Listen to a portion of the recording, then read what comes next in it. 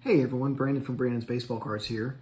I've got a few rack packs that came in today from Baseball Card Exchange, freshly wrapped and authenticated, and I'm going to share them with you. And I'm really excited about one of them in particular because people sometimes ask, why do you collect rack packs, right? That's something that I get. Or why do you collect cards that haven't been opened yet? And one of the answers that I usually give is because it's very easy to get a card of a given player, right? Especially a card of a given player from the 1970s or the 1980s, right? It's very easy to obtain, for example, a 1985 Topps Roger Clemens rookie card, right? Or a 1981 Topps Tim Raines rookie card or something like this. They're out there, they're easy to get. A much more challenging way to collect, in my view, is to actually try to find these cards in their unopened state, right? In unopened packs, or as on the top or on the bottom of unopened packs.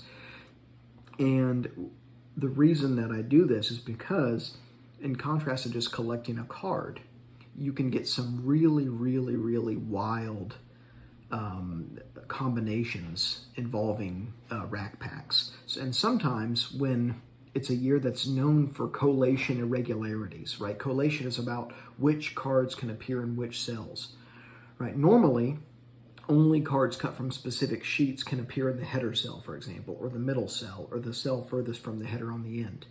But when there's years such as 1983 Topps that I've talked a lot about, 1984 Topps, 1985 Topps, these 3 years in particular for Topps, some really crazy combinations are possible. And it's one of the reasons that it's so much fun to collect rack packs from this era.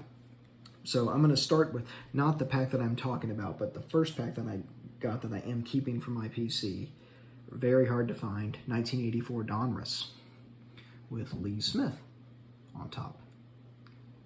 Beautiful card. Love 84 Donruss. Really nice pack.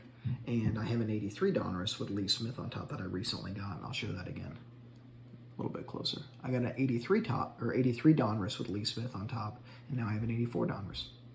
Picked this up at auction, got for a fair price, less than I would have paid as a buy it now. Sometimes auctions are really the way to go. Now this next one, this is the pack I'm talking about. This is the one I'm really excited about, and this may be the only one like this. But 1985 Topps, because of the collation irregularities, you get authentic packs that look like this. 2 George Bretts, the same card on top in different cells. Right, this shouldn't happen if there was an actual systematic collation to the packs. Right, the sheet that Brett cards are on should only be in one specific cell.